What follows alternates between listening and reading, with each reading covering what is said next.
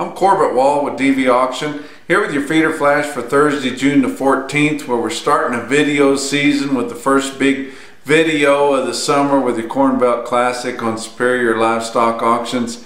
But as we start getting deeper into the summer, your on-site cattle auctions will start to wane off a little bit. They haven't quite started that yet, but more of the attention will be on the video cattle and pricing cattle for summer yearlings and fall calves. But we'll talk about that a little bit more in a minute. But look at the board on Wednesday.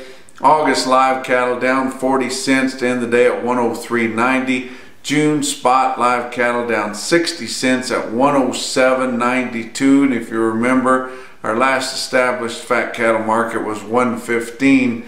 With here in the middle of June with your board under 108. But August feeder cattle down 15 cents at 145.65. Go out to October, it was down $0.50 at 146.45.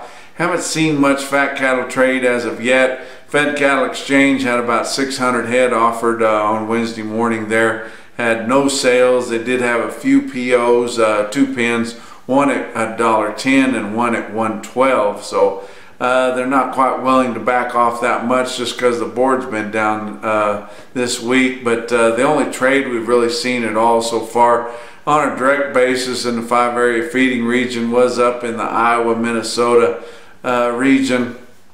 They had sold about 6,600 head there on Wednesday morning, and they were mostly dress sales from 180 to 181.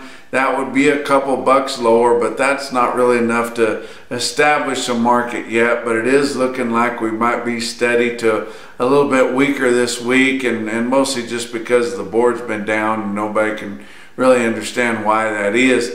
But we did sell some heifers there under 180, 178 to 179. But a few sales in Nebraska, which is the main line there at 181.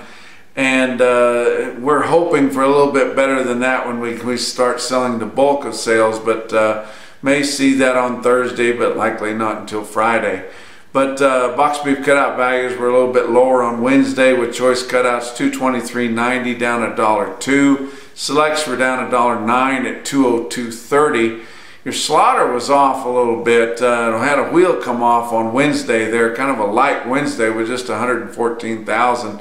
Harvested, but so far for the week through Wednesday, 352,000, which was 4,000 less than last week and 2,000 less than the same week a year ago.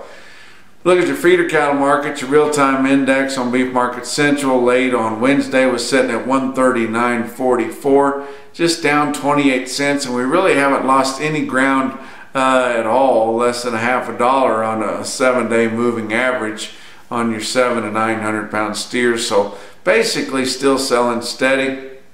Look at that video market there on Superior Corn Belt Classic 20. It's hard to believe they've been having that for 20 years, but in Council Bluffs, Iowa there. And searched through there, saw several stick out sales. There were several scratches and a few passed out lots on there, but had sold a lot of cattle on there. Not too many in your major grazing areas like Flint Hill, Osage type cattle priced on there yet. A lot of those cattle will sell direct, and those sellers do not like to pay any kind of commission because the traffic's going to be pretty thick out there in the Flint Hills and the Osage. They love to buy those cattle as the best feeding cattle of the year, and you can pretty much flag a car down on the Kansas Turnpike there and sell those cattle.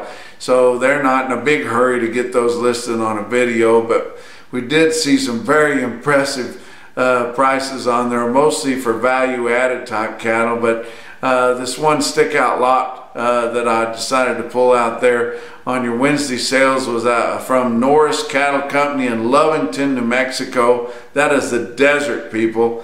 Lovington, New Mexico. Those cattle come off short wheat, a little bit of dry native grass, and that's about it. But home raised steers there, a load of them.